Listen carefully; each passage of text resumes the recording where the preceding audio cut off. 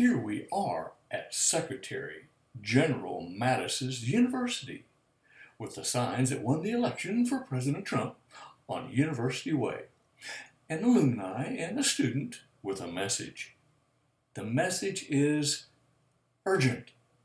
The people of the inland Northwest, who received nearly 300 days of beautiful sunshine, must now build victory gardens. Yes, in residential and commercial greenhouses for plants on water over fish over prawns. A proven science now with modern solar technology. Why? Fukushima. Yes, Fukushima is coming like Godzilla, and there is nothing that can be done to stop it. So be prepared with local aquaponic greenhouses. That is why, and this is how. So see the pictures and hear our story. Now, is this picture in Texas? Well, it could be, but no, this actually is in Israel. The shrimp farms they have in Texas they're on the coast. This is all self-contained, which is kind of important to what we're doing. We're trying to solve the problem of aquaculture. There's problems in aquaculture, but I think we can solve those problems with the technology that we have now. Is this the city pool? Well, it could be the city pool actually. It might be a good idea to develop community centers where people can learn about aquaponics, fish, vertical plantings, and this actually might be something we want to eventually have here. So what do you plan on raising in these ponds?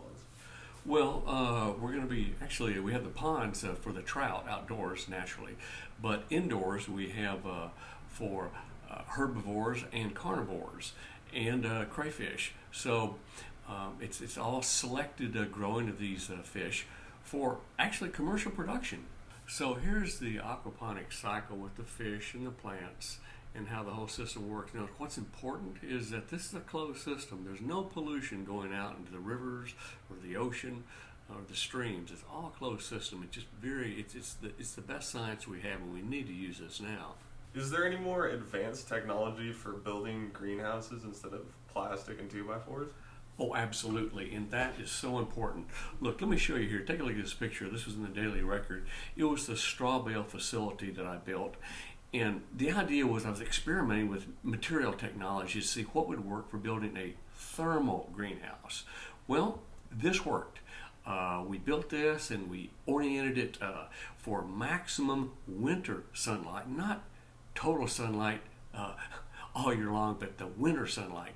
And the system is right, and we're just now kind of perfecting it. But where we want to go now is building a greenhouse for thermal quality for winter all season growing of plants and fish.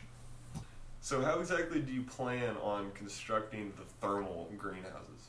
Well, Kevin, here you can see the machine. It's a gunite machine, and we've refined our plasters. We've added styrofoam chips into the plaster. This machine sprays on or pumps on, so you can build like a swimming pool, or you can spray it on any kind of surface you want for a thermal plaster. Here you can see what we finally built, and here's the machine with test materials. And later we have a couple homes that we built with the machine. It's just spraying on plaster on straw bales, which is great. But for a waterproof thermal greenhouse, our technology has changed, and I think we've really got a solution here. So you have a thermal plaster now? Well, we do.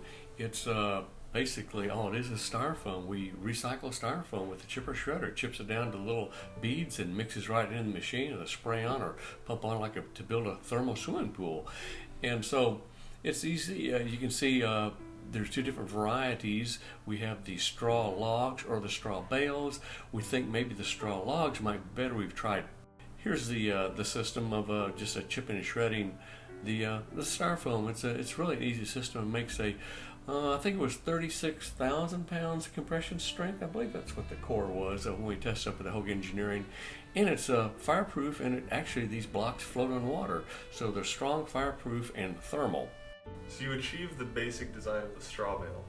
Yes, that was our research for actually the last 10 years, trying to get a thermal greenhouse wall. So here we can see where we're coming to now is the straw logs. The straw logs are the simplest, easiest way to build a, like we had a 120-foot horseshoe-shaped facility, and you can see here in the picture what they have built in Israel. But this is much more complicated than our system, and so we can just build our basically thermal walls with these straw logs with the sprayed on thermal styrofoam plaster. So what exactly are you going to grow in these greenhouses? Well, the technology we have now is we've moved beyond just stapling plastic on 2x4s. Now we have solid thermal walls and floors, and every cubic foot of the inside of the greenhouse is used for vertical planting and for fish. So it's a maximum production facilities. Now the asparagus walls, we've tried this, they're just permanent gardens on the side of the thermal walls. So Rance, you seem to have an urgency about building these thermal greenhouses. Well, I think there might be. I'm a little concerned about Fukushima in Japan. It appears that they're really not solving that problem. And not like they did in Chernobyl. The Russians had 500,000 troops and personnel cleaning that whole area and sealing that in concrete, but Japan's doing nothing. It's right there on the water of the Pacific. So it's very likely that we're going to have increasing problems, and who knows how bad it's going to get. But that's that. I think we have a good solution here for the Pacific Northwest and the inland area where we get 300 days of sunshine, and I think we can build these community centers, these aquaponic greenhouses with fish and plants.